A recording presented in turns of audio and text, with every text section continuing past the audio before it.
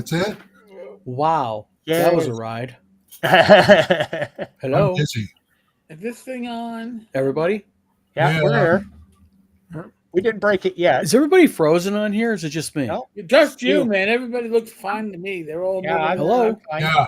Well, My that's sound went personal. You know what? wonky, and Can anybody hear me or see me? Yep. Yes, we can yes, see I you. Can you see Hello? this? Guys, Yeah. Yes, we're here. Yes, Don. hello. We're here. We're here, sweetheart. Can anybody I'm see me on this channel right now? Yes.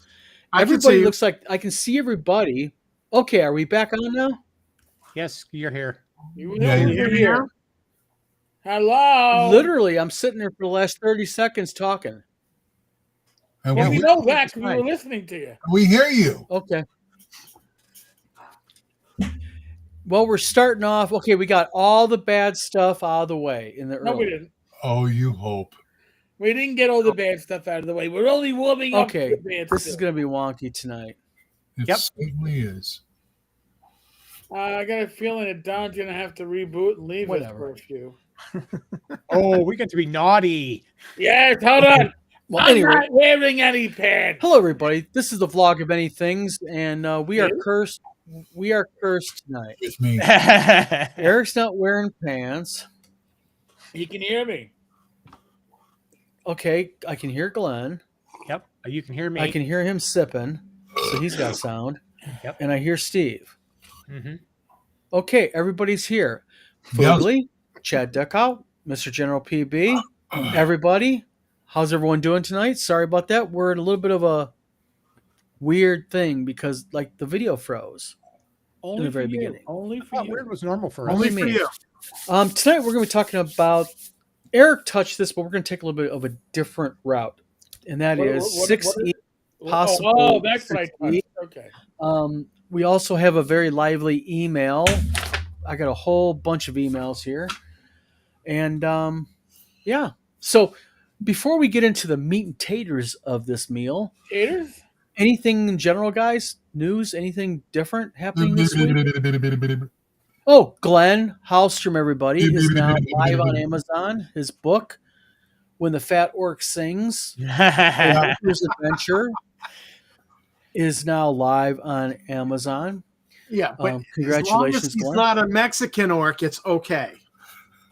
Oh, wait a second. But Glenn also is making fun of fat people too because he's using the word fat in his title. I'm honorary fat because I used to be 100 pounds more than I am. I lost 140 pounds. I've lost a bunch too. I lost 40 pounds. Yep, I was at one time 349 pounds. That's about what I was at my peak. That's about what I was, yeah. I was like Yep. 340.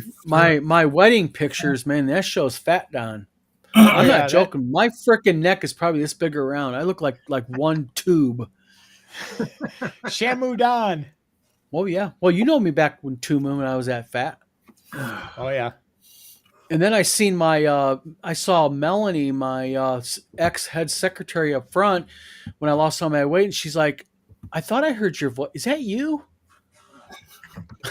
Yeah. Didn't even that's recognize you. me.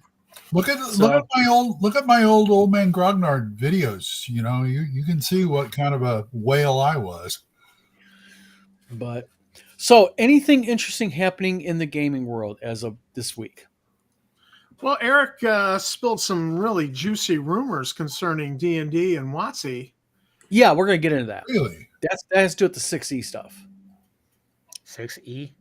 Anything else? Eric, you got something? Dude, yeah, wasn't that enough? What the hell do you want me to do? You want me to You're always the You're the one. information. You're going to be the one carrying the shows, Eric. You're the big time Wait, vlogger. Almost here, 8,000 yeah. subs.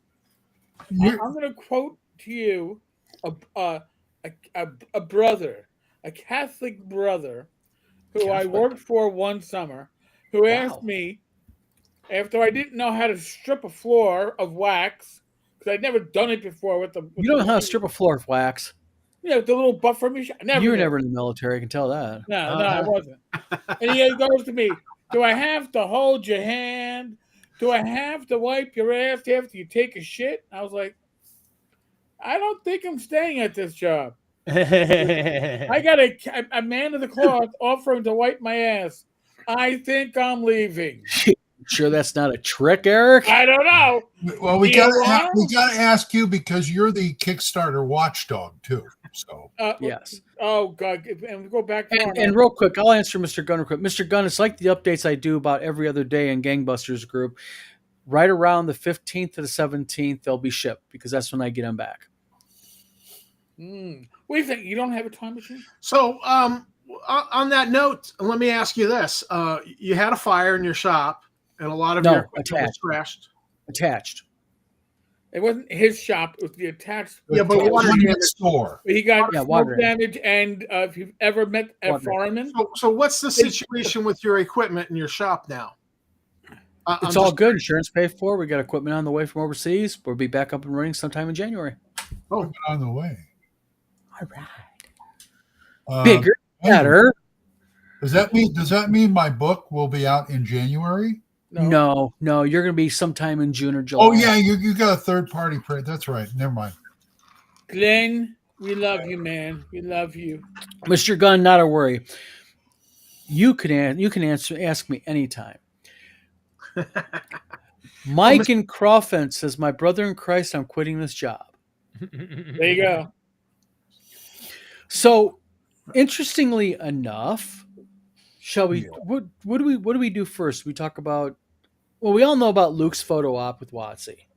Look at me! I run Winnie. Sorry, Yes. did I do that? But I'm going to tell people right now there is a lot of stuff happening behind the scenes with Watsy that does not involve photo shoots, and all that stuff. No, and that's a fact. And Eric said something really interesting earlier. You made the comment on your video of earlier that you said something to the effect of there is they're really into they're getting more into hopefully the legacy, the history of it. I think that is absolutely true because that's what I can talk about. That's basically what they're approaching with us. Is Watsy, I think, is very interested in the legacy aspect of what they're already sitting on because they have a gold mine, and I think this new guy is seeing that. Yeah, I would agree. Yeah, but the fear is are they going to take the legacy and do the Strixhaven to it? Well, I will tell you right now. I want to say this.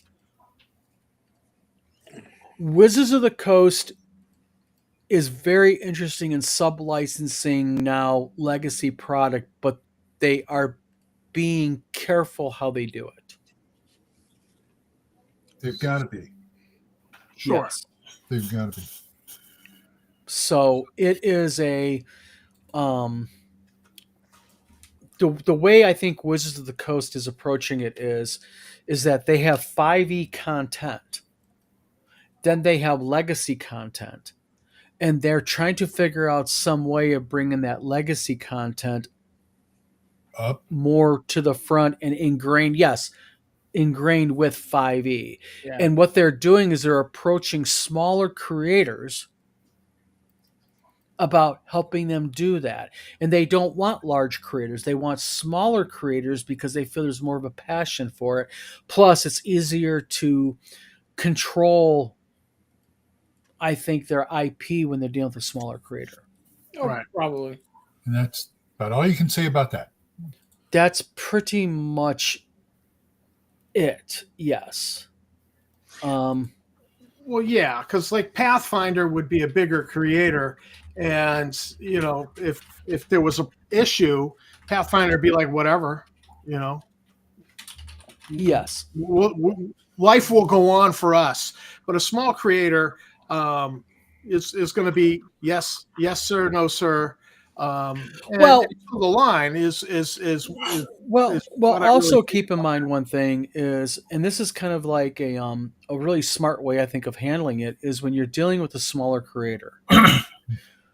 What ends up happening is they're more apt to be more responsive to your needs and your wants because they want the business. Right. Tom, check your PM. So the thing is that's how they're doing it. So they are wanting to link up with smaller creators in order to facilitate, I think, their long-term needs. And Luke falls right into that because Luke, I think, falls into more of the AD&D stuff because that's what Luke's dad's name was all over. Right. Luke essentially play tested it. Tensor, I believe, was Luke's character. And folks, just so you know, from like my perspective of me, even touching upon apparently 6E, I come across, I have the taverners, as I like to call them in general, my community. They're very good at tracking down information. They get very good news, but it's just like running an investigation. One lead is great. I need, in this case, generally 3 or more to confirm what I'm getting, and they can't trace back to the same source. That's the whole thing. So, well, are there other rumors out there? Of course, but they're not at the point where I can. And I will tell you right now, there are a lot of people reaching out to WotC trying to figure out the nuts and bolts of this. Oh yeah. Our contact has already told us that there are people literally asking about us and them. I mean, there are people pushing, wanting to get specifics. And I'll tell you right now, WotC is being extremely tight-lipped about this. Luke is releasing stuff in imagery because with Luke, let's face it, and I know there's people that agree with me on this, there are people that are going to disagree with me, but Luke Gygax, by way of who he is, who his dad was, and also how he has handled his father's legacy to the positive, is someone that WotC really would love, I think, to really put in the forefront of this. I mean, if you're going to talk about a spear point about publishing legacy content, I think Luke Gygax would be near the tip of that spear. Yeah.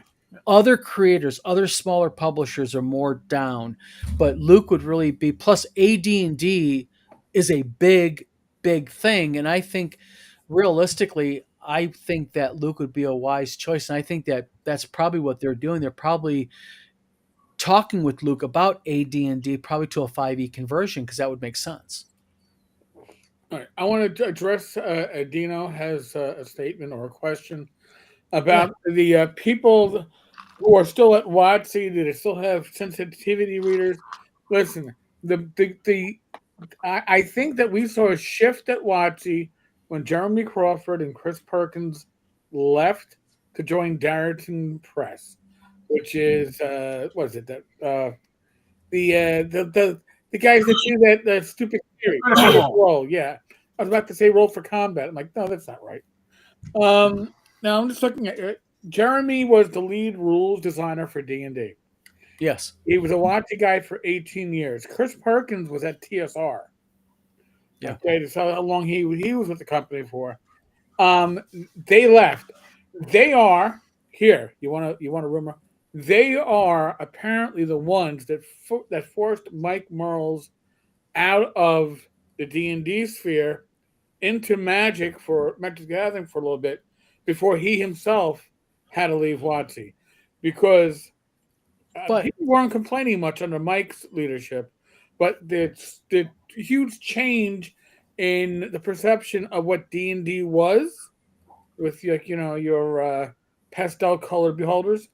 That's all stuff that seems to really have gotten its feet in the door with. But Eric, the thing is something, and Adino These Night 3593 says, also he says, if you're the wrong creator, though, the Blue Hair Mafia will try to cancel you. I think what needs to be, I think an important thing to distinguish here is this, is that it's not the fact that WotC had, if you want to call them DEI people, okay, or sensitivity readers. I think it's a good idea when you're that large to have those people. The problem is they took it like way on the extreme. Yeah. And I think instead of looking at it as, listen, we have a more diverse group playing D&D now, we have to be mindful of everybody. I think they kind of pegged the meter, to whatever side you want to call it. And I think now that things are settling down, they got new leadership there. I think now you're seeing more of a, and I really hate to put it this way, but more of a level-headed, more neutral way of looking at things. It's more of a balance. It's less of a finger on the scale.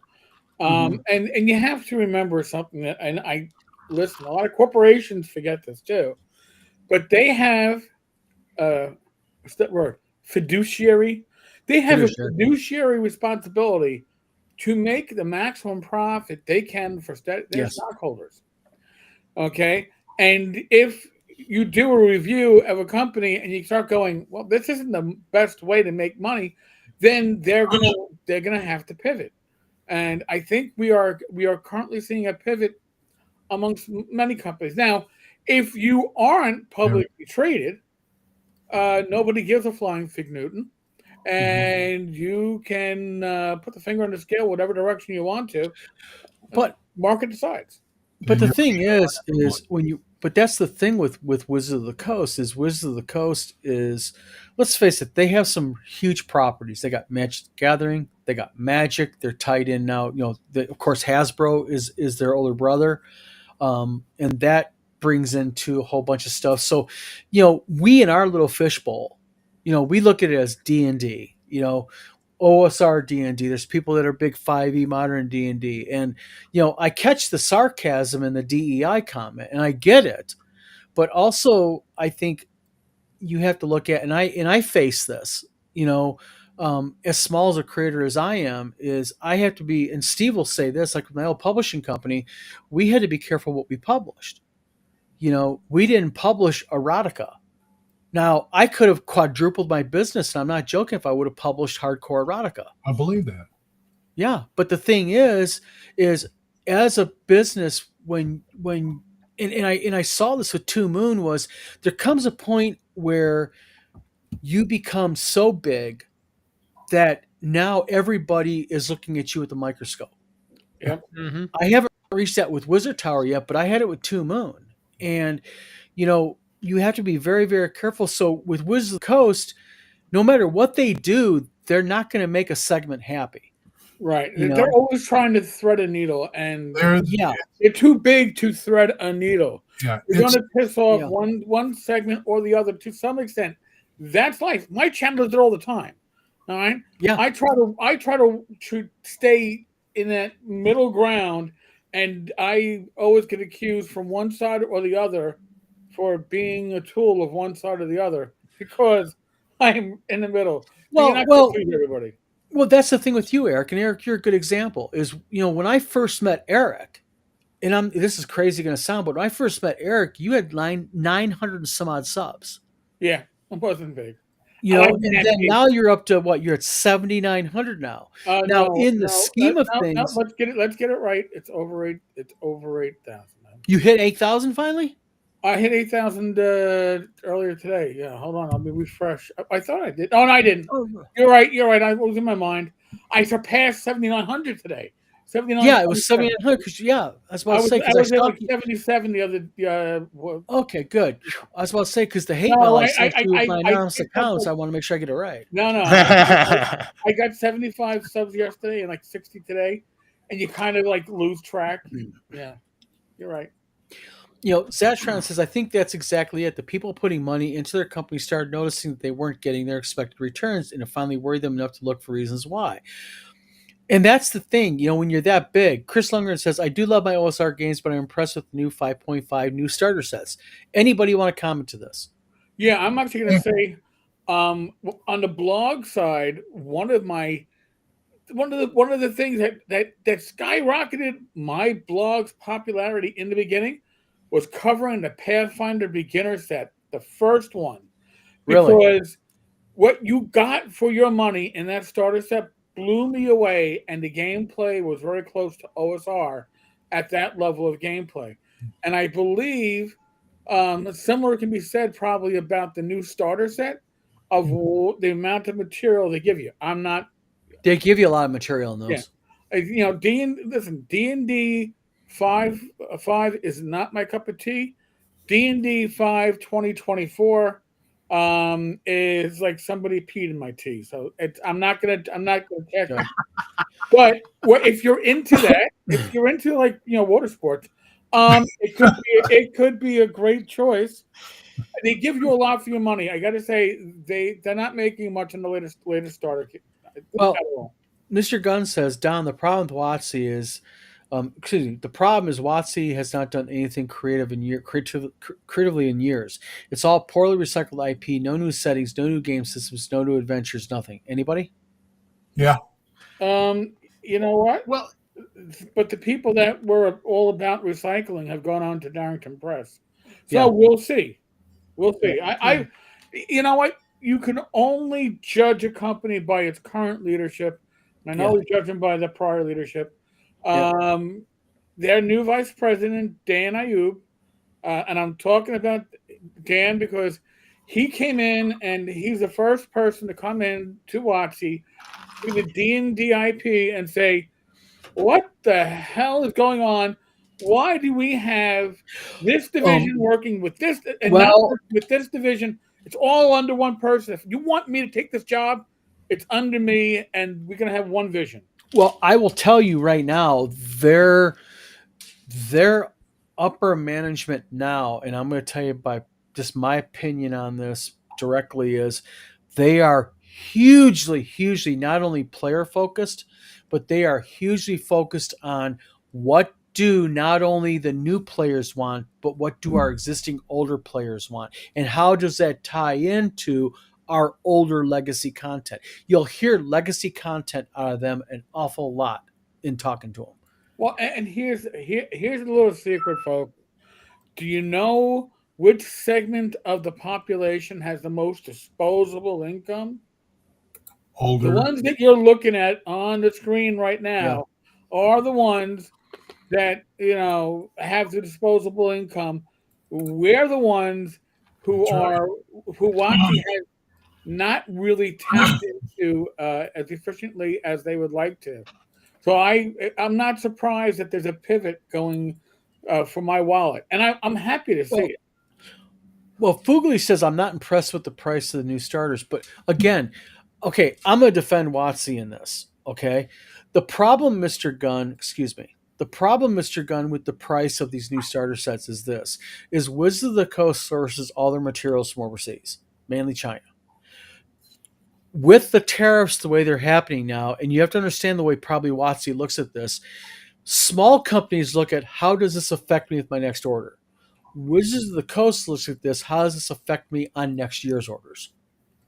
And they have to forecast, and they're forecasting not based on what could be next year.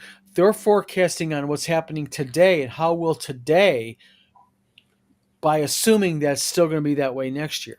And that's why these tariffs are so damaging, and that's why you see the prices the way they are, because they have to assume the tariffs and the costs are going to be that high anyways. And then you add to that the bastards in the United States who are paper mill suppliers who are taking advantage of this and going, oh, we can raise our prices by 30% because it's not like they're going to go to China and get it. So the paper mills and the paper market's been really crazy too. Yeah. So there you go. Sorry about that. Next question. Another question about the OSR, and are we saturated with OSR systems? Listen, if we were saturated with OSR systems, the market would show it. And I'm not trying to be facetious with this, but when you get to the point where people are no longer willing to spend money on a new RPG system or a new OSR system, and a good system falls flat, you'll know, oh wow, we reached that point. But Eric, isn't a good barometer to that going to be the Kickstarter market? Because newer OSR based Kickstarters are doing very well right now. They are doing very well. They're doing extremely well. And Dolanwood, Shadow Dark. I mean, I would. There will be a saturation point, theoretically. Yes. But where is it? I don't think we're anywhere close to it yet. No, I don't think we're at all close to it. I mean, you look at Shadow Dark alone. I mean, Kelsey's stuff is just flying off the flipping proverbial shelves. Yeah. She is on the conventions. She is on the most wanted list of conventions. She is just, and what? And I'm sorry, but if you take a look at what people, and this is the beautiful part about this is, I'm bringing social politics into this because it makes a good point. You get all these people going, all these old grognard, all these old fuckers are racist and bigoted and they're anti this and they're anti gay and all that. Wait a minute. One of the hottest OSR products on the market right now is written by who? Kelsey. What is Kelsey? Kelsey is what? Married to? She's a married lesbian. Exactly. Well, yeah. So we can't all be that racist, bigoted, crazy Klan wearing people. I've met Kelsey multiple times. I've heard she's an awesome chick. She's an awesome person. She's genuine. Yeah. Listen, there are people in this hobby that you're going to meet them and you're going to go, "What the fuck is this? Why am I giving this? Why am I giving this person my money?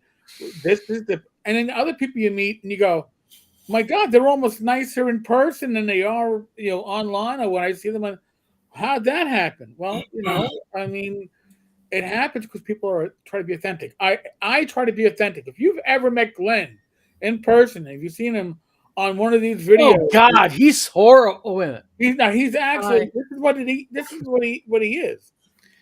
Same thing with Don and Tom. Nobody here is putting on airs or putting on a show or no. You guys, I'm not trying to talk myself up, but you know what? Even Steve is like me. He's like this with his hand like this. You got to be careful of Steve. I've known Steve for 20 years almost. He's just like one of those shady characters, man. You got to watch out for him. Well, especially around your computer that has Linux on it. Oh, well, no, Linux. I sooner get a Chromebook. By the way, real quick, who is here a Windows fan? Assholes, every one of you. It's supposed to stick up for me. I use Windows. That's all I can say. Windows. Wait a minute. Okay, hold on. This is going to really drive Steve nuts. Hey, Eric, what is your favorite operating system? I happen to like OS X. Steve. Apple. I have fondness for Apple, but my price range, I gotta use Windows. I got you. I'm not a fan of Apple. I trained when I took my Adobe certs. You have to do it on a Mac. They force you to. Really? I'm not a fan of Mac at all. And the thing is just funny. I think they're right here. This is the crazy part about the certs. They force you to go on a Mac, right? They give you this certificate right here, right? It's an Adobe certificate that you have to train on a Mac with, and you don't get anything with a Mac on it. Like, you think it'd be like sponsored by Apple, No. It's a Windows logo. I started with computers on Macs, so I have a fondness, but I use anything that'll work that I can afford. I take my Windows computer. I've got 64 gig of RAM in it. I go a high-end video card, and then I go into Windows 11 and I turn all the shit off. The only thing I don't like about Windows 11 is even if you turn it off, it automatically turns back on after a while, is that Windows virtual cloud crap. It's like, I don't trust the cloud. I want it on my backup drive. No, you must put it on our cloud. I do have stuff on clouds, but it's like I hardly ever know that it's there. I've got 2 hard drives to back up right now. So I've got everything's backed up on there. I have right now 7 backup drives on top of my computer. Dang. Really? But I use them for different things. Like I have 1 2 terabyte backup drive that's designed nothing but for my Wizard Tower game stuff. Then I have another one that's dedicated to nothing but my Zonk stuff. David Floor, if you're listening, I'm going to be calling you tonight, by the way. Mike in Crawford says the 5e Essentials kit is my favorite starter set. It's a pretty good sandbox, really underrated in my opinion. Anybody? I'm not familiar with it. Anybody familiar with it? Come again? I'll take that as a no. Well, I think a sandbox is what you make of it. Yes, I agree. Oh, by They the way, want Death Shadow Dark, Don. The Death Yes, Angels, they I will do. be contacting you in the next few days about going on your show. I didn't forget you. I just waited for the book to be out there before I said it. And by the way, a shameless plug to Death Angel is they run a really cool show. They make you feel welcome. Great guys to go on. And by the way, Death Angels, I expect my payment via PayPal, like we talked about earlier. Oh, man. He's taking Plugola. Plugola. Oh, wait a minute, Glenn, I'm your publisher. Do I get a cut of any money that you make off the That's right, I get 60%. Dun dun dun. I thought you're already taking 60%. Oh, that's right, I am. Additional, I thought.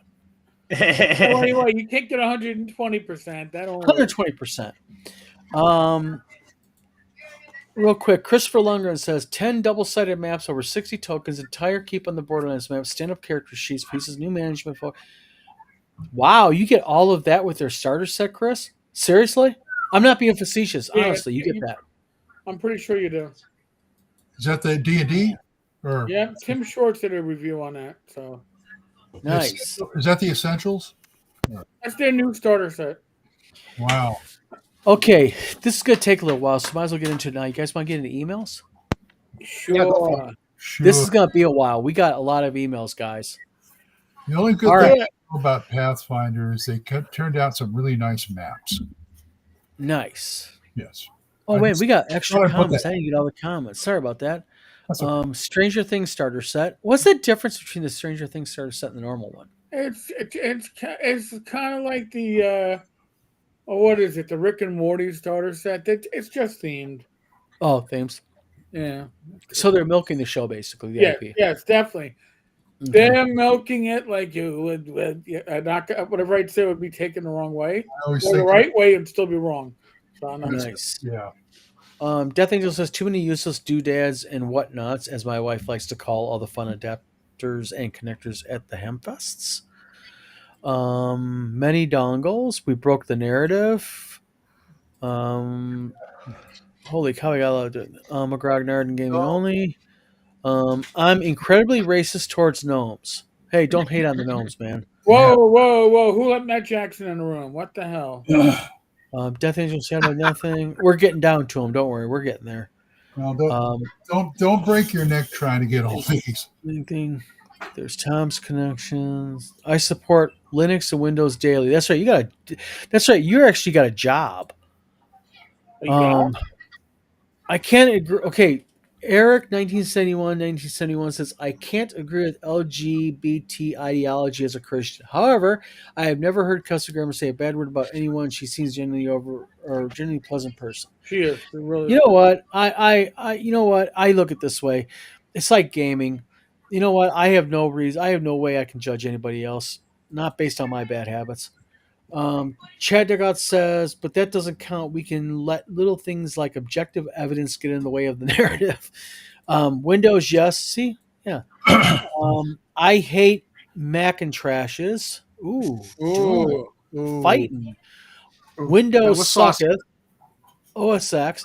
Hey, guys, we didn't mean to get a nerve here. All I got of Apple is the iPad that Eric gave me. That's it. Everything else is Windows.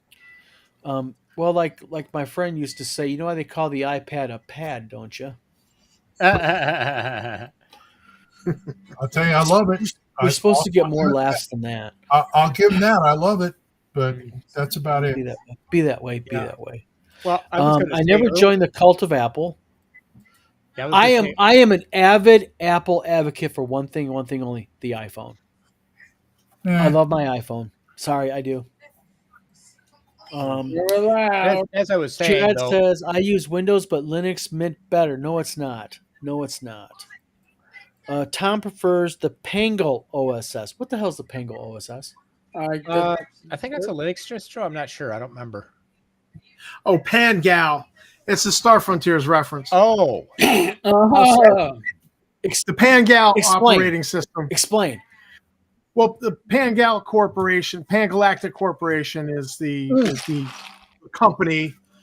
You know, the Blue Sun Corporation and Firefly, or the company. Fugly says I started pre-DOS. Oh yeah, yeah, ditto. I remember when you had to go load the frickin' floppy. My dad brought home something that impressed all my friends, blew their mind. Can anyone guess what this is? I'm explaining it. It was a box with a fold down keyboard and had 2 5 1/4 floppies. What was it called, guys? And it had a 3-inch screen, green. I can't remember. Come on, what you're talking about. I don't remember the name. I remember seeing it. The Osborne. Oh.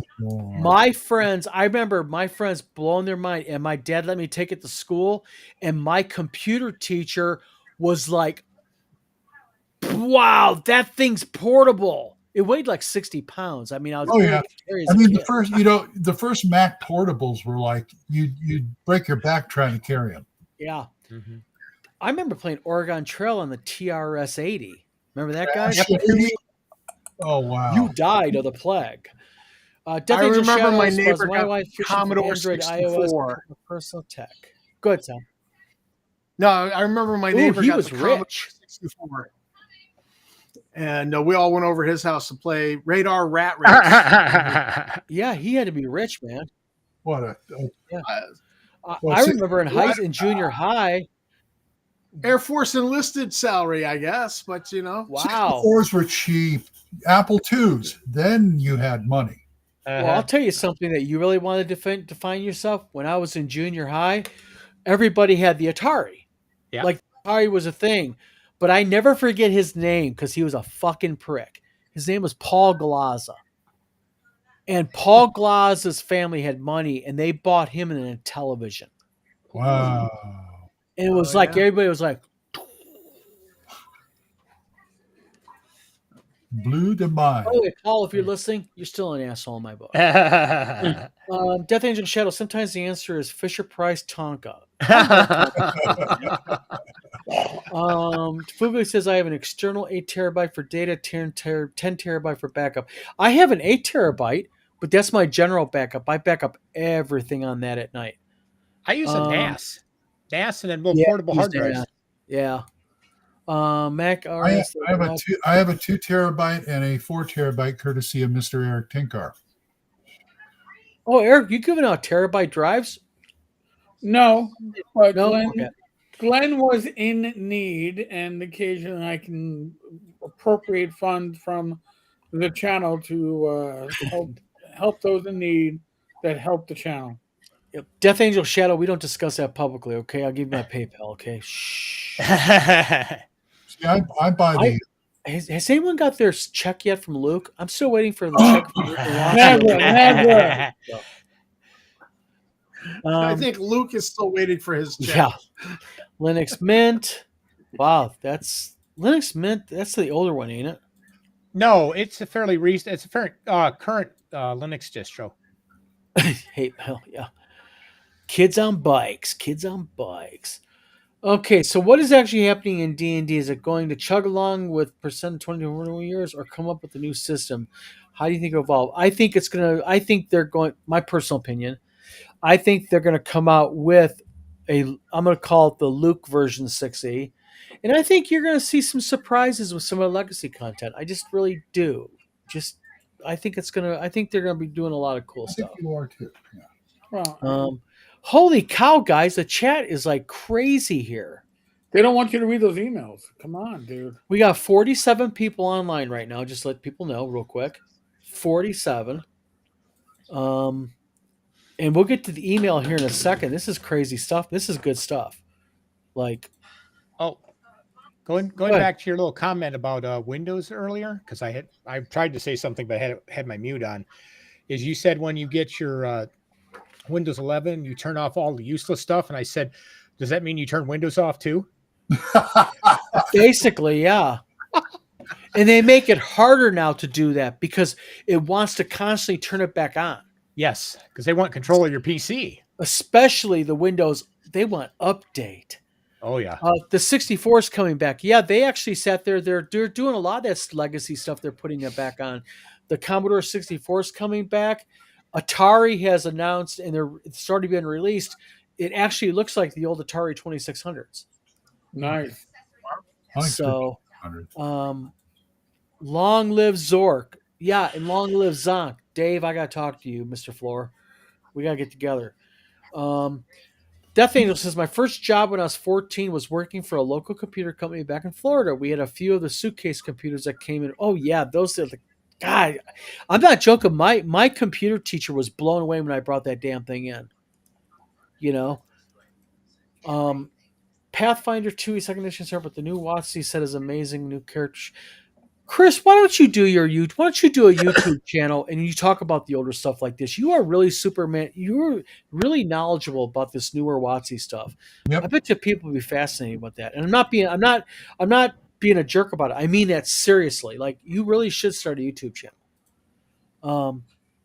Death Angel shout out to using Windows. I find using OS extremely frustrating. I don't like it. Terminal window Mac I can navigate because it's literally above a Linux running under the hood. MGJ, make Greyhawk great again. Yeah. You know what I want to see? I want to see the Greyhawk map redrawn, but have Darlene do it. Oh, that'd be nice. Like a modern interpretation of.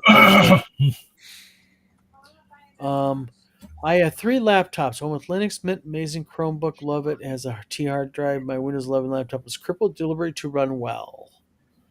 New owner of the Commodore. Okay, I'm going to get to our emails now. The Atari just released the television. Go figure. They own their own competition. Okay, you guys ready for this? Because this is interactive. This is for all of us. Oh, Yay.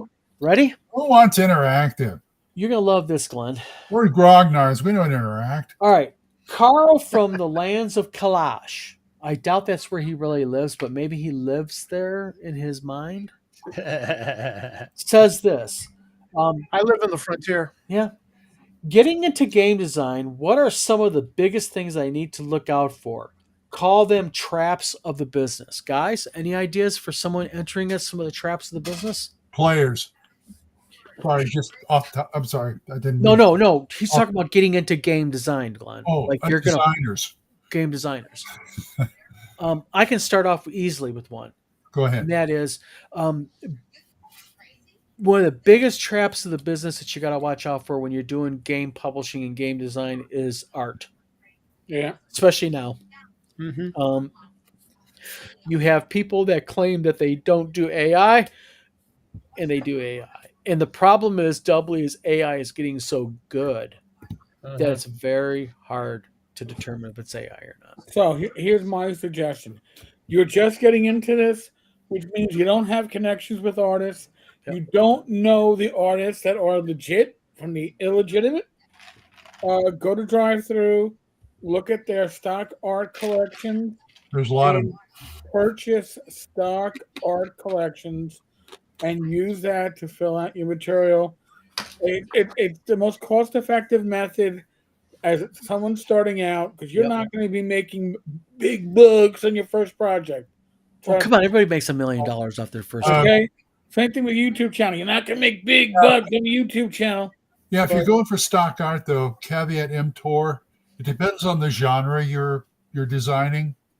Also, fantasy, no problem. No problem. Right. Anything else? Sci-fi, 1920s gangster, good luck. Yeah. Now, I will say 2 names out there for anybody watching this who's getting into the business. If you want reputable, well done, and men with integrity, 2 names, Dean Spencer and Eric Lofgren. Those 2 gentlemen are beyond reproach. The most ethical people that you're going to deal with on Drive-Thru RPG. They have a wide portfolio of artwork, and they are willing to work with you. So, like, if you go to them and say, listen, I want a lot of stock art, they'll privately deal with you and give you discounts on art. Good. Anything else, guys? Traps? I threw one out there. That's good. Traps. That's good. That's good. I think we covered it. Lloyd's pretty good too. Okay, Rob from Gatlinburg, Kentucky says, I'm making an adventure module and I plan to make it more for older teens and adults. In my module, my players have to rescue slaves from a horde of ogre overseers, and also the ogres in one area that is a kitchen are cooking cats. Meow. Uh-oh. Okay. My test players had a fit, said I needed to remove the slaves from the game and also remove the cats. I have a real problem with that as it is part of the story. Should I remove them? Nope. No. Okay. Steve, no. Well, if they no. Eric?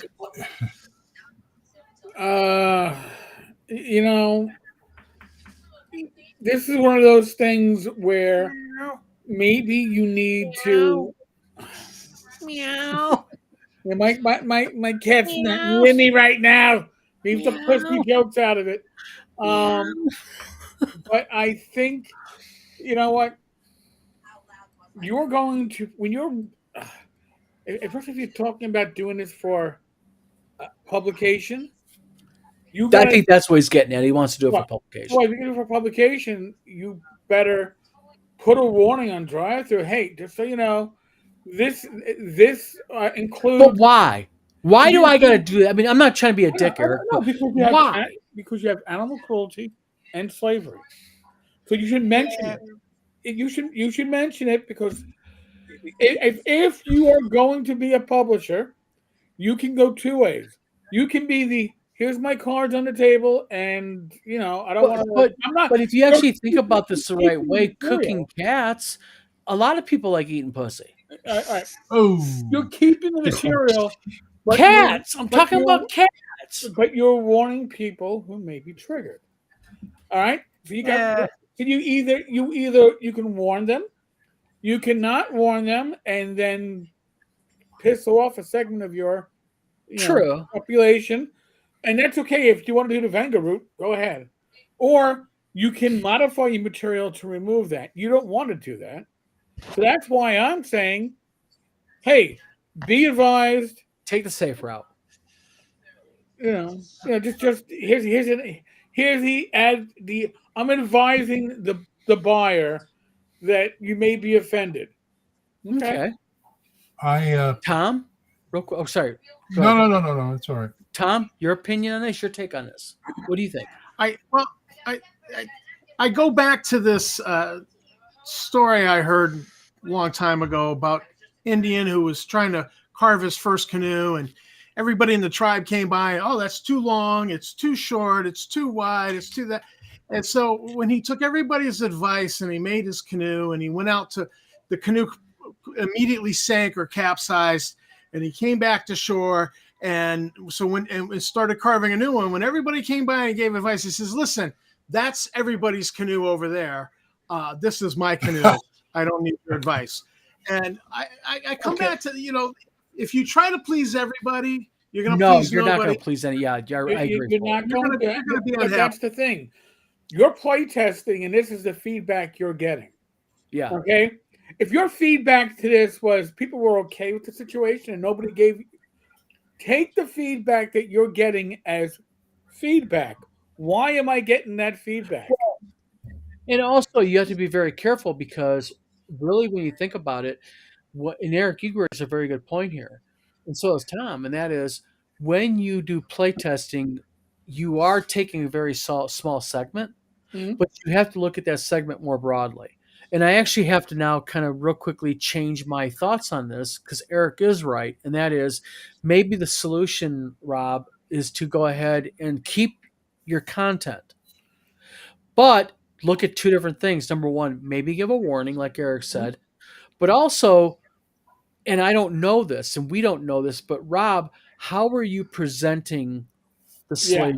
How are you presenting the cooking of the animals? Is it an ancillary comment like you saw cats being cooked in a stew pot, or are you doing it in a way that could be construed as you more? You can take a cat out of the cage and slowly mutilate it alive as they throw it into the cooking pot.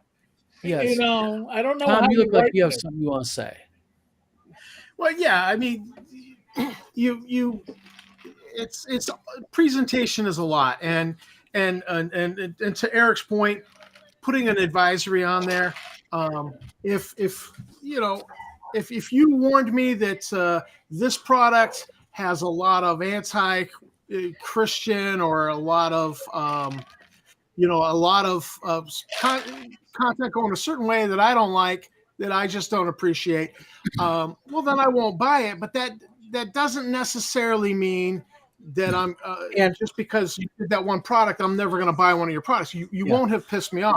But if I buy the product and I'm Surprised. offended and bothered, Yeah. then I might not buy your next product. Well, and I have to be careful here. I can't be a hypocrite here because I am trying to push the TTRPGA rating system that we're doing. So at one time I'm sitting, my apologies, I'm being a hypocrite because at one time I'm saying I want to implement this come January. Speaking of cats, Sammy, Somebody I'm hungry? trying to implement a rating system for games, but yet I'm sitting here on my high horse, admittedly, going, thou shalt not do. So never mind. I think Eric and Tom are correct. I think you have to be able to be mindful of your viewership. And yeah, so Rob, there you go. And while I don't buy a lot of Venger Satanis's product, I do appreciate Venger Satanis, and I do think the guy is a marketing genius. Well, And he's also just a damn good game designer. Yeah. I got to give the guy Yeah. that. I just, a lot of his Gonzo stuff is just not my cup Well, of tea. Yeah. But also, I think with Vengers, I think a lot of shit he does, he just does for the shock factor. He is the Howard Stern of the Yes. OSR. And Now, I'll tell you, Sarah, if that was my group, the next campaign would be the Slaver series. now, Get him. I've got all 5 go modules. get him, Glenn. Go get him. Sarah from Clearwater, Florida writes us, and she says, I heard Don mention Melvin the Mage before. Who is it, and how can I get a copy of the game? Okay, Sarah, it's actually Marvin the Mage. And Jim Wampler, who owns Mud Puppy Games, that's a comic book character that he made. It is actually my favorite comic book series. I have the entire series. I am a Marvin the Mage aficionado. If you go and Google Mud Puppy Games or go to mudpuppygames.com, I believe Jim is still selling that comic book series, and I highly recommend it. And I'm not just pandering to It's Jim. good I stuff. love Marvin the Mage. It's good stuff. Yes, it is. Evan from Toledo, Ohio says, this is a good one. My local game shop has an open game day on Saturdays where tables are free and you can run any game you want to. He says, I was kicked out last Saturday because I was running Slave Pits of the Undercity, classic module. Yeah. And he says the owner was watching and walked up and asked me to stop playing it. When I asked why, she loudly called me a racist and kicked me out. Meanwhile, I was packing my stuff. The other person in there called the police. So the cops came. I ended up being given a formal trespass tickets. Why would this happen to me? Well, cool. All right. It's a word that I cannot say or even say a word that rhymes like it because YouTube will get very upset. Does it have to do with hunt? It's like a baseball term with a baseball bat. You don't swing, but you hold it in front of the pitch. Yes. Yes. Bunt. Yeah, you bunt the ball. Yeah. But why? Let me ask you a question real quick. And this is kind of like We could say Eric, if you're you're a cop. Australian. What would you do? What would you do, Eric? I'd be like, oh, Eric, Officer Sestina, I got a problem. What? They're playing Slave Pits of the Undercity. well, first off, it's a private establishment. They can ask you to leave. You got to leave. I'm telling you right now, you're playing in a game store, and I'm going to guarantee you weren't using the 5e rules. So you were using a you're using a table, playing a legacy system that the store is not making any money off of. And True. Okay. Now, I'm going to assume that when you were told to leave, your reaction was somewhere along the what the I have a feeling that it wasn't cooperative. right, because Oh, I'm you just. were still there when the cops came in. Let me explain to you. New York City, our response time was somewhere. What was good was around 6 minutes, and you're not a priority. You're probably a 15-minute response time. If you Probably haven't that about packed here. up, Yeah, about 15 minutes. if you haven't packed up and left by then, It's how you're much like, you want. officer. What? I gotta get my shit together. Come on, I gotta pick up each mini and Yeah, but wrap come it. on, man. I mean, but I think what the point he's trying to get at here is, and I can see both sides of it. As a business owner, you're taking up table space, running something that I'm making nothing off of. And why do game stores offer free tables? Of the Well, and Aside it's from triggering in today's day. aside from her opinion, I'm kind of, side with the game store. I mean, it's their shop. Yeah. That's what I'm kind of getting at is they're not I making get- nothing I off get- it. You're not even doing a but system take that the other- supports them.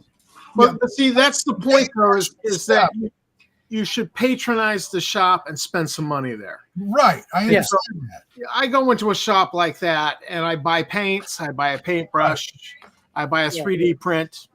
By I dice. buy miniature. But the extra step of the cops and them trespassing him. Yeah, cops. I mean, object. come on, man. I I You were mean, that's told not to that's leave, lame. You didn't leave. But That's also, the I'm gonna only say way you something. He get was credit. leaving. But this is the thing. We're only getting his. I mean, and I'm not trying to be a dick here, but I'm going to say something in defense of the shop. Uh, Everything about this screams that it wasn't quite the way well, he said.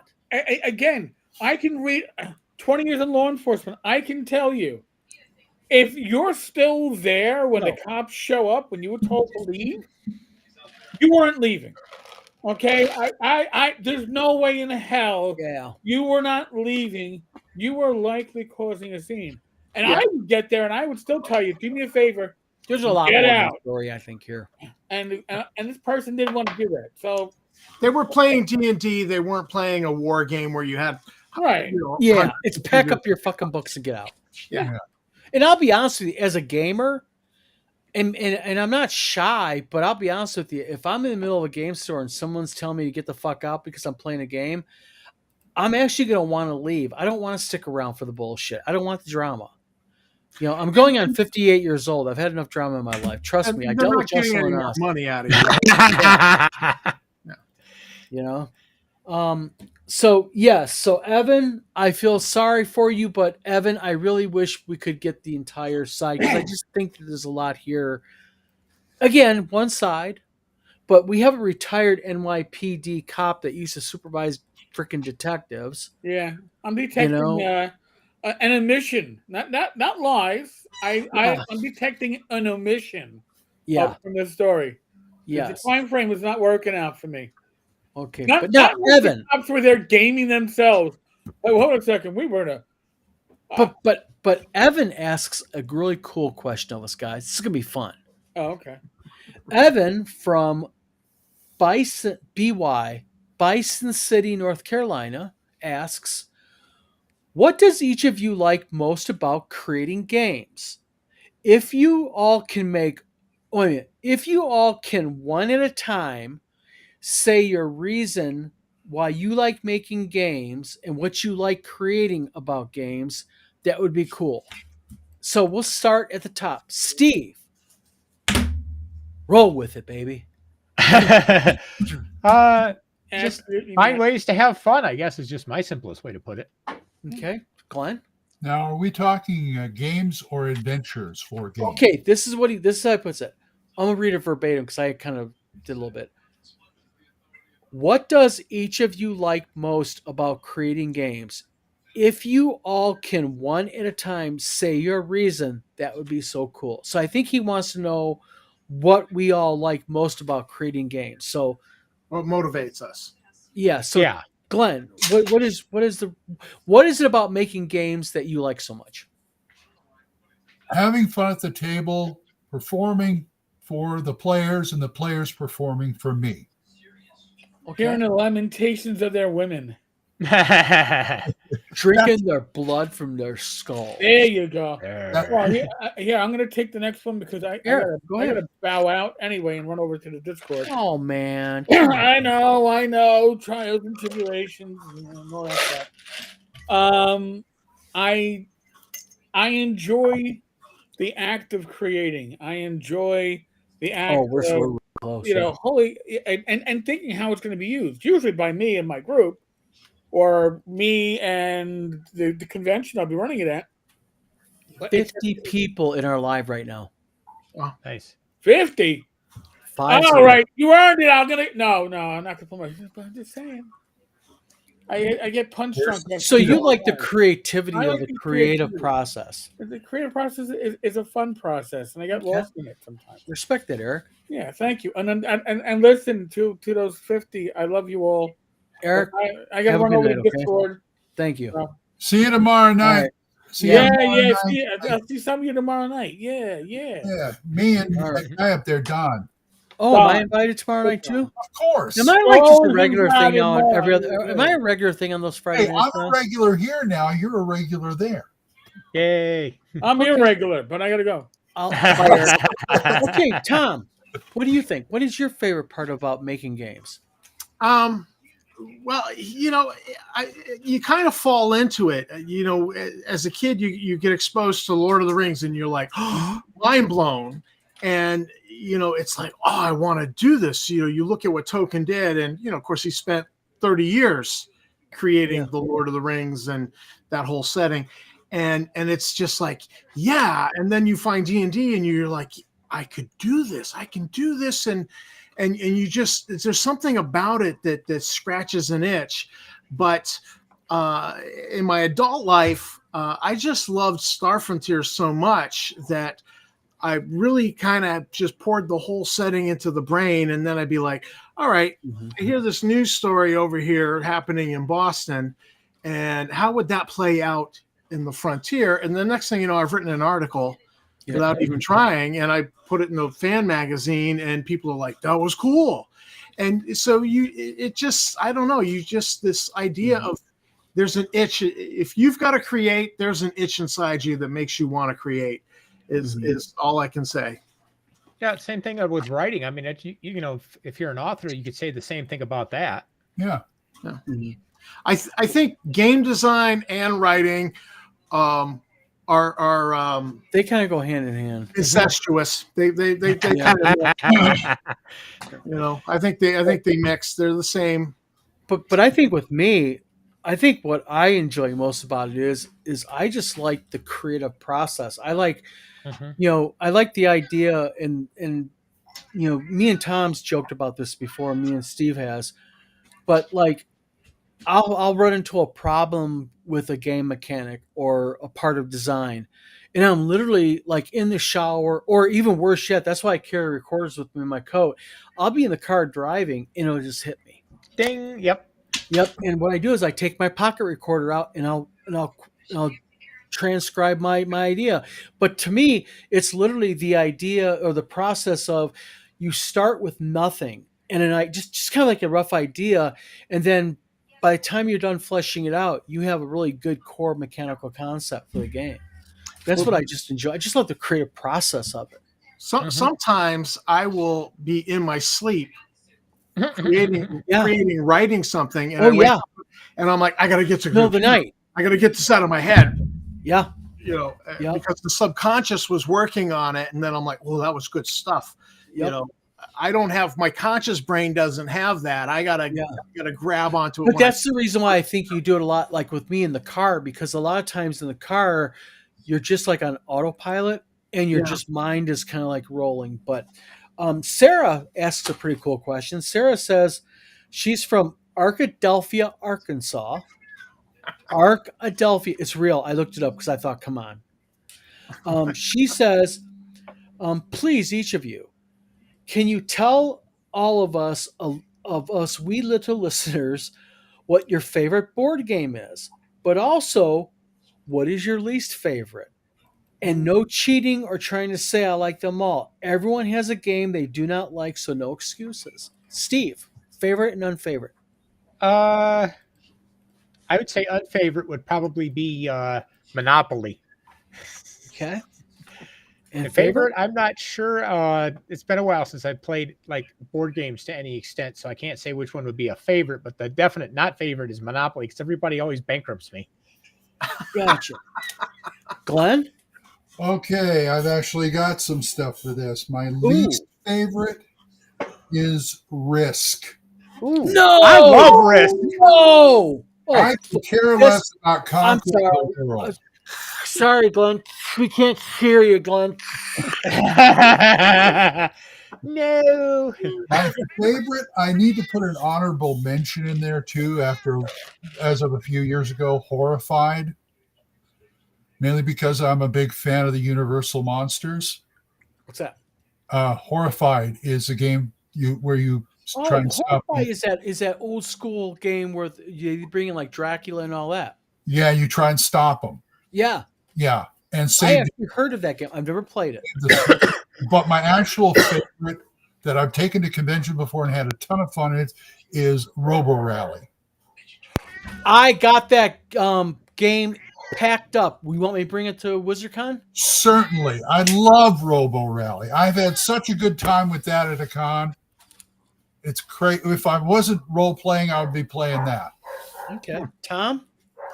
My least favorite game, I would say, is Scrabble or anything like Scrabble. I don't do word games. Okay.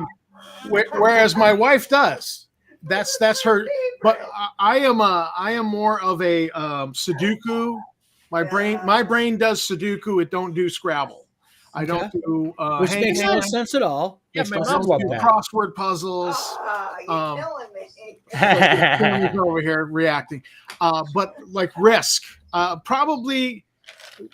Risk is not really my favorite right now, but it probably over the totality of my life more of, and then Axis and Allies, which was like Risk on steroids, and right now up here on the shelf is Zombicide.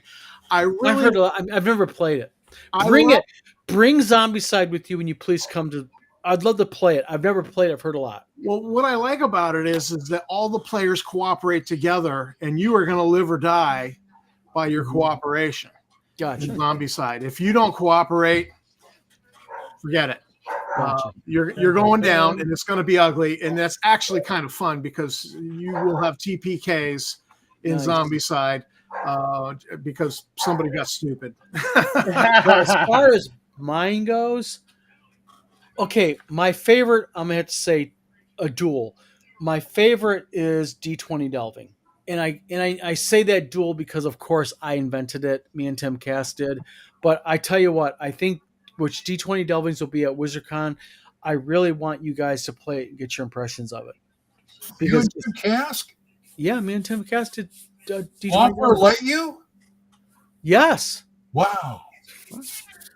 Now, as far as, non-Don published games, Dungeon Crawl by TSR and Justin Lanasa is my all-time favorite. Just joking. Okay, sorry. Probably my favorite game is Axis and Allies. I love that game. It's just a great tactical game when done right. My least favorite game, I'm going to have to say it's going to be somewhere right around like games like Scrabble and Monopoly. It's just, they're just so overdone. They're so milked out and just, I mean, come on. I like it, like Axis and Allies. Man, you can play that game 500 times. It's different every single time, you know? Yeah. So I love that. What's that, Steve? I like strategy games. So those, that's one reason I love That's why I like Axis and Allies, because you have to think to play it. Yeah, no point, click, die. Who's got the freaking cat and dog farm? Oh, it's my cat being whiny. Okay. That's my dog won't shut up. Oh, Hemi's being Hemi. Yes. All right. Oh, she's on the other side of the house. Menoa, sorry if I got your name wrong, from Rosebud, South Dakota, says, I have a rules lawyer. Oh, sorry. She's really bad. Takes out her books and is confrontational. And when I say I, as the DM, can change rules as long as I'm consistent. She argues. How do I handle her as if I toss her, I'll lose all my players? So I think what she means by if she threw her out of the game, she'd lose other players. So ideas, Steve, start with you. You're at the top. Rules lawyers. What do you think? How do you handle it? I don't know. If you're the DM, you're in charge of the game, and it's just one of those things that, if they're going to be that way about it, you have to put your foot down. Like, okay, I'm going to lose everybody. Take the risk, because if they leave, somebody else is going to come in and take their place. You're not going to be completely devoid of people. You might be for a short while, but other people are going to go, "Oh, opening! Hey, can I come over?" That was always our what we had Glenn, happen. what do you think? Okay, here's how you train your rules lawyer. I had a friend way back when I spent 12 years playing Champions. My friend Mark Caballero, greatest GM in the world, but we had a rules lawyer in there. But he made him understand his word goes. But that's traditionally how it goes with right. D&D. But there's an upside to having a rules lawyer at the table. What's that? Well, I'm running a game. I'm in the middle of it, in the heat of it, and we don't exactly know how to handle this, and we want to see what the book says. Hey, what does blah, blah, blah state? They'll go, it says blah, blah, blah, blah, blah. Thank you. Then the rules lawyer will say, well, the GM will say, thank you. I will now make a ruling on that. Mm-hmm. And that's the way you handle rules lawyers. Oh, so basically you trick them into thinking that you give a shit about what they think. Well, no, but I mean, the guy used to be like his right-hand man. He'd sit right next to him, because he knew this guy knew the books back and forth. Yeah, so, you're making them an ally that way. Yes, exactly. You make them an ally. Yeah. But they got to understand, you're the GM, your word goes. Yep. Gotcha. Tom, what do you think? I was going to say something more or less along the lines of what Glenn said, that, look, the GM, what game are they playing? Are they playing 5e? I don't know. Or are they playing because OSR is built did not specify the game rules. So I mean, but I think actually you're right. I think, but also Tom, I think early on is when you really set the tone, because as a GM, if the players right off the bat know that you're the freaking boss and you're not going to play the games with them, then they tend to be more in line. But if you let them argue with you, they're going to, give them an inch, give them a mile. You know what I mean? Mm-hmm. Yeah, no, you need to what is it Professor Dungeon Master says? Putting the master back in Dungeon Master. Yeah. Yeah. So yeah, you've got to be in charge. You got to make a ruling. And my cat likes his head scratched, as you can see. You one thing you can do with a rules lawyer is say, listen, this is how I'm ruling right now. Let's talk about it after the game. And if they sway you on their, you can give an inch then and say, next time around you say, all right, listen, I ruled this way last time, but I've now been convinced we're gonna do this. Yeah, that's a really good way of handling it. Be reasonable. Here, about bud, it. You got up down, man. Come on. Yeah. Oh, by the way, Carlos, hi, thank you. That's my other GM in my Monday game. Oh, really? Yeah, Carlos. Well, thank you for tuning into the channel. Yes, thank you. And what did you think of my book? I sent you the book. Anyway, that was a good one. Yeah. I just think I'm kind of like in line with Tom. Is I just think set the tone early on, and just it's like anything, and I'm the same way. If I have a GM that lets me get away with a bunch of bullshit, I'm gonna take advantage of it. This is a game, folks. But I also think it's how are you being a GM? You can say no and not be a dick, right? But anyway, Silas from Elk City, Oklahoma. I know where that is. Says, what is each of your guys' favorite movie? Name one or two. I'll start. So he wants one or two. One. I'll start with two favorite movies of mine. Go. I love Raiders of the Lost Ark. Classic adventure, old school, has everything. Oh yeah. And my all-time favorite movie of all time is Cloud Atlas. Oh, okay. Mind blown. Steve? I like the Star Trek movies. But one or two. You guys tell the movies. What are they? Probably the Voyage Home. Really? Yeah. And what? Wrath of Khan? Khan was okay, but I think Voyage Home was the best. Let's see. What do I delete? Delete member. Delete member. Delete member. Steve? Or I'm sorry, Glenn? No, Tom. Oh, sorry. Or Tom. Sorry, we'll go clockwise. Go Tom first. Go Tom. Oh God. Yeah, Wrath of Khan, Aliens. Oh, Aliens is so Aliens. good. One of my all-time favorite movies is Casablanca. Just the writing in Really? I really just did dialogue not like that movie. Bogart and Bacall just did not do it for me in that. No, when the one girl is asking Rick, "Where were you last night?" He goes, "That's so long ago, I don't remember." Just the snappiness of the dialogue. I was just like, I love this movie. That's a classic, and I love it. But for Star Trek, it's Wrath of Khan, obviously. Wrath of Khan. What is it about that era was second movies all Aliens, Wrath of Khan. I mean, usually it was the odd numbered Star Trek movies kind of sucked, and the even numbered ones were good. Search for Spock was. Search for Spock was just kind of. But Star Trek V was like. Yeah, like what the heck? The Search for God. Why is Glenn giving me the? Glenn is giving me the stink eye. I'm looking at you. Yeah. No, I'm looking up my shelf of a lot of movies, and it's like I thought you're looking up at my colon. Magnificent Seven, the original. Eli Wallach, Magnificent Seven. Magnificent Seven. Cool. Yeah. I got so many movies I love. But this is where we're going to get in trouble. Glenn, just name two. Yeah. All right. If we're going to boil it down to two, I would. And you're not going to be held to it because I have actually probably 30 or 40 favorite number ones and twos. Right. I mean, we could sit here all night and talk about it. Yeah. All right. First of all, Big Trouble in Little China. Yes. Ooh. I love Jack Burton. Oh, yeah. Cult classic, yeah. Yeah. Mm-hmm. But my number one favorite movie I've always said is Chinatown.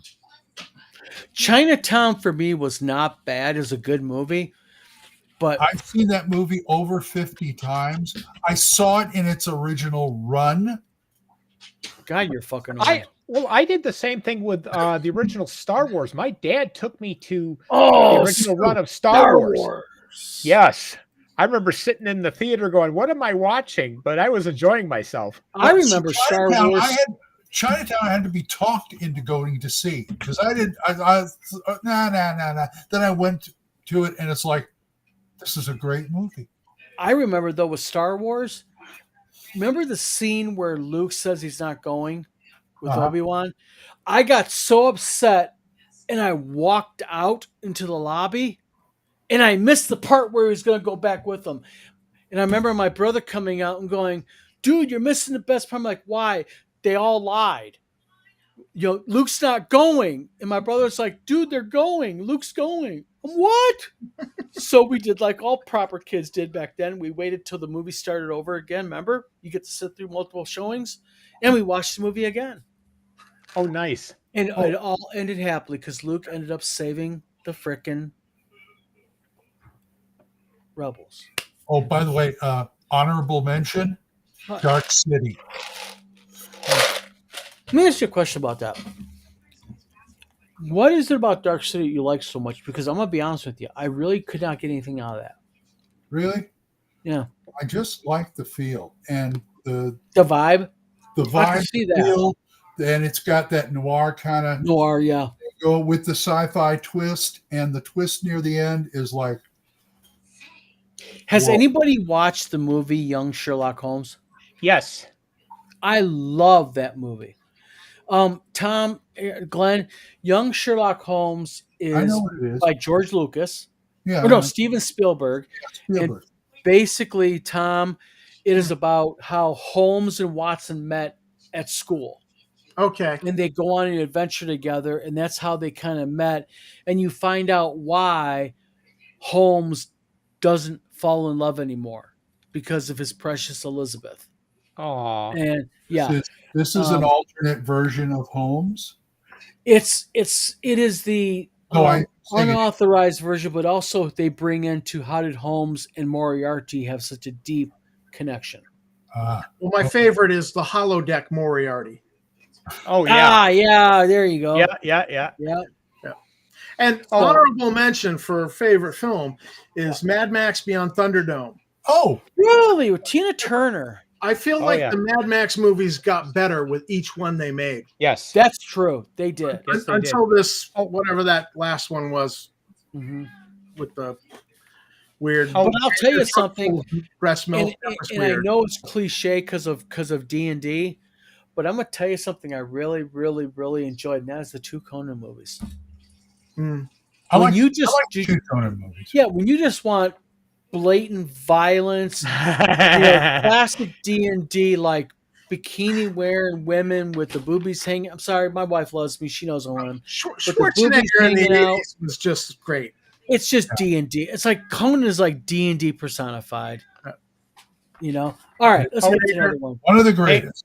Hey, one other thing is what is one of the movies you saw as a kid, which you were there on the initial premiere, kind of like I was with Star Wars, because I also got to see Apocalypse Now. I saw E.T. I got to see E.T. I remember standing in line for an hour and a half just to get into the theater to go see E.T. when that came out. Nope. Star Wars, Apocalypse Now, Crawl. I remember watching Crawl. Yes. Well, I recently watched the Rift Tracks version of Crawl. Labyrinth. Mm-hmm. And also, I remember it was in the UK.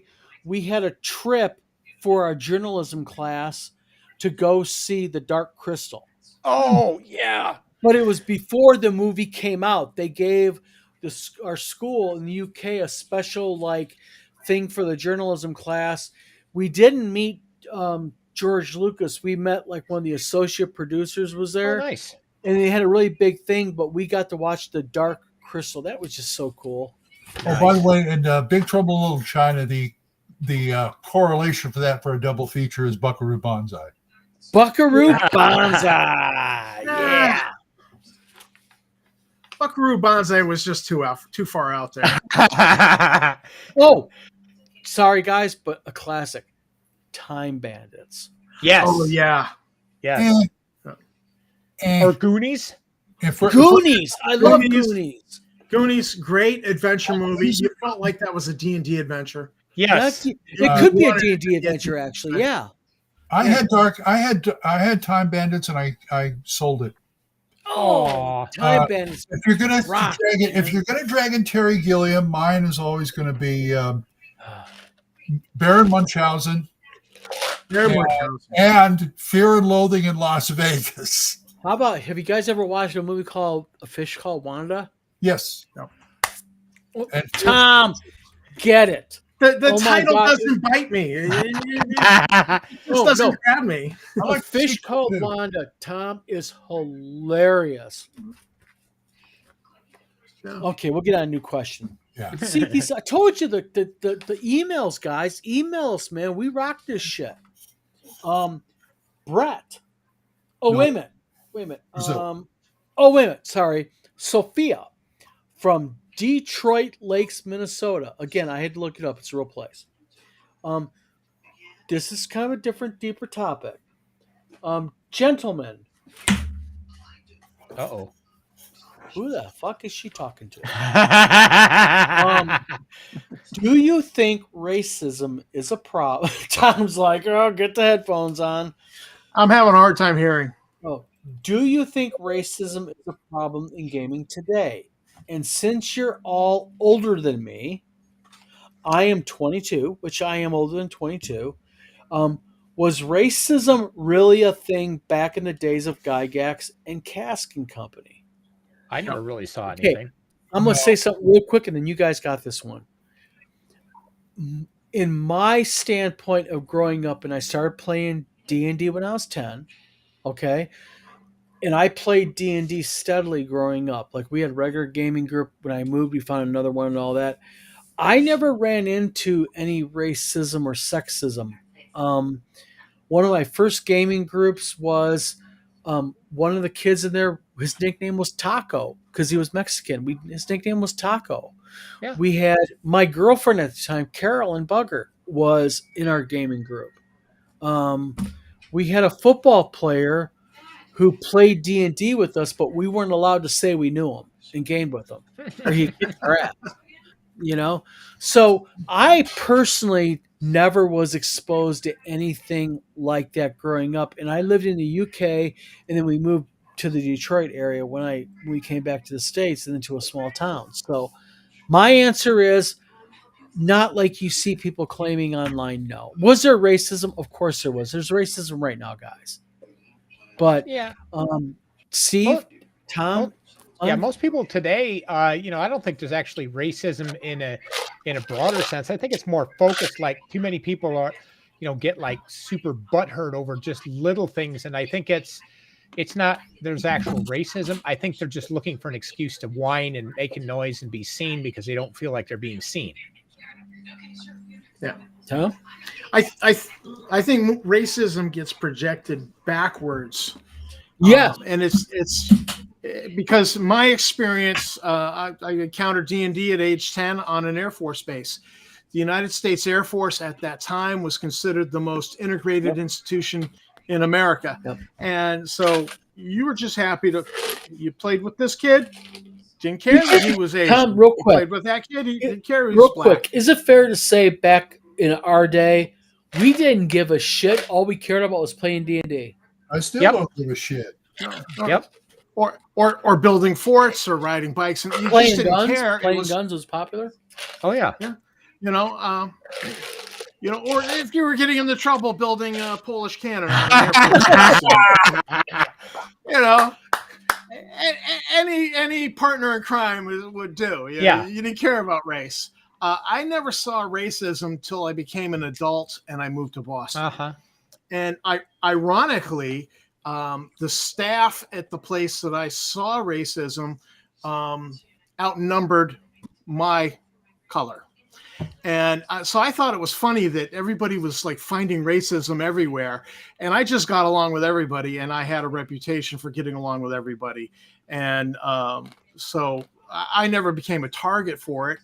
I just thought it was unusual what I was seeing in my work, my workplace. So to me, I think you can find racism if you look. If you dig enough, you're going to find it. I mean, come on. Oh, yeah. This is normal shit. Yeah, I've driven through Indiana, seen a lot of Confederate flags, and I think, well, there might be a little racism there. But I think I remember my grandmother here in Maine talking about the first black man who moved to our area, and he was a doctor. Mm-hmm. And so, like, there were no black people in Maine then, and they'd be calling each other up, going, "I saw him at the mall," and I remember her talking about that. And I grew up on an Air Force base where Filipino, black,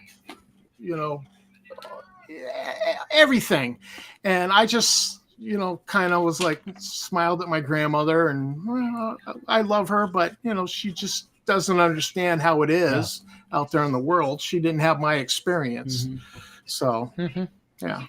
Glenn? I live now in a small town in Oklahoma. I've never seen it. And you're going to get this, whether it's Oklahoma, Kansas, wherever, Midwest, whatever, very, very white. Mm-hmm. But as far as me over the years, I don't give a shit. If you want to roll dice, come here. Yep. Yeah. All right. I've got plenty of friends of different ethnicities, and we all roll dice together, and we all play a great game of D&D. Mm-hmm. So, no discussion there, really. Yeah. All right. Yeah, focus on the game, not the skin color. Good Yeah. deal. I mean, or anything else for that matter. But Right. that's where I'm seeing it mostly. So, Gotcha. Yeah. All right, Brett. Brett, we only have after this 2 more. Brett from Alder Z Edge UK says or asks, in the UK, it's hard to find game shops unless you're from a larger village or city.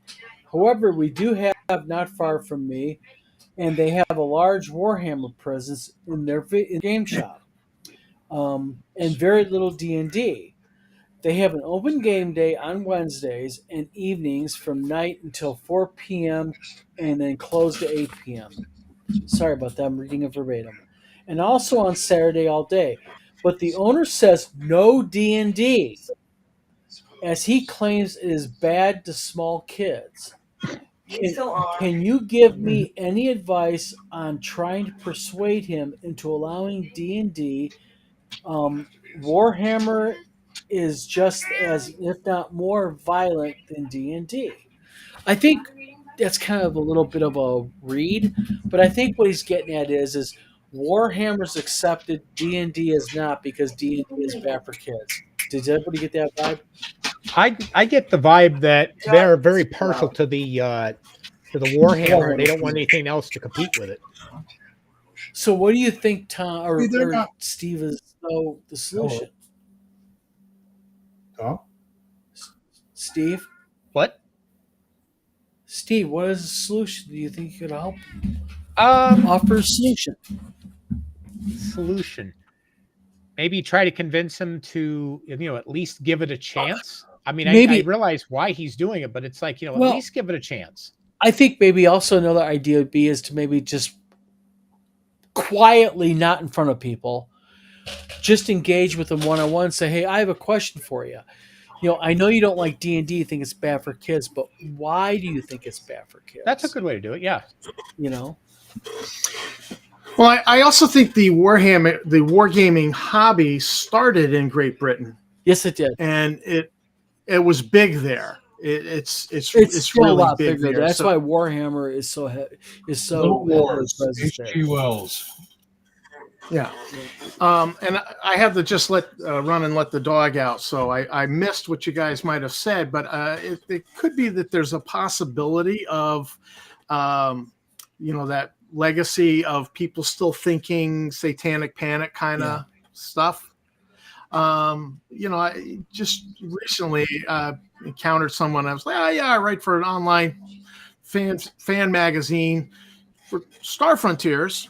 And I got, oh, that's satanic.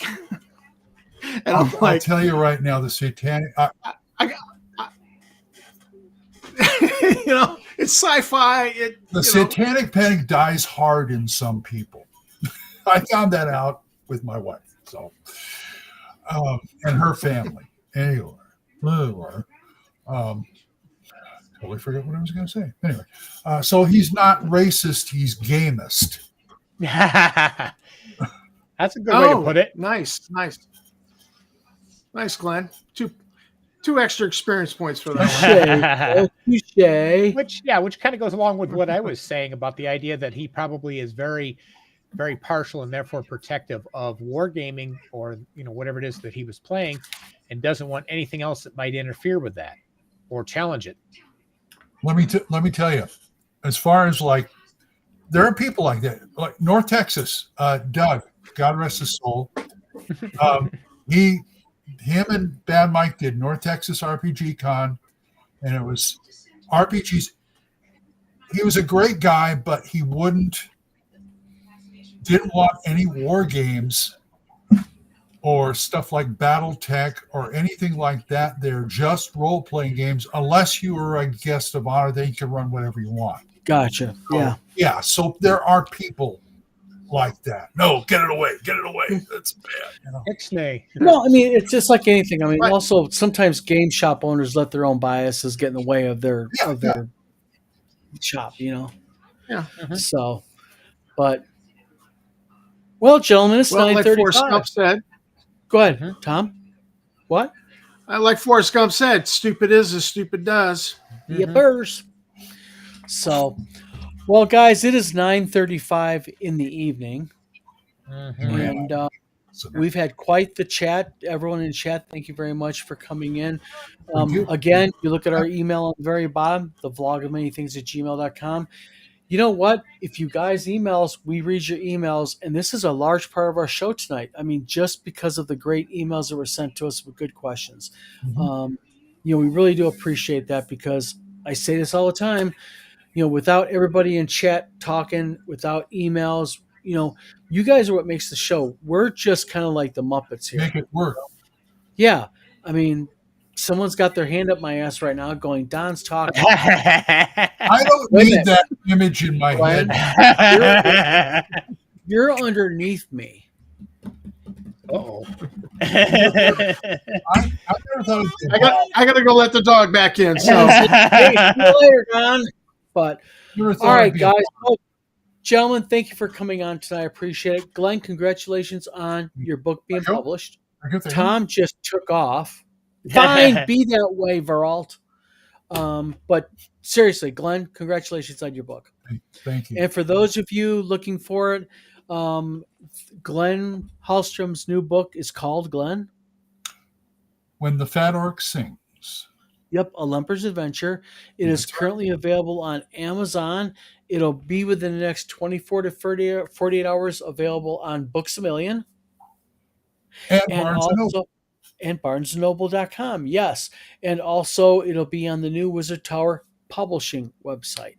So, everybody, thanks for tuning in tonight. Again, thank you for all the comments, all the emails. Thank you. Steve, thank you very much. Glenn, thank you. Eric is right now in his speakeasy. And thank you, Tom. Yep. And everybody else, we will talk to you guys later.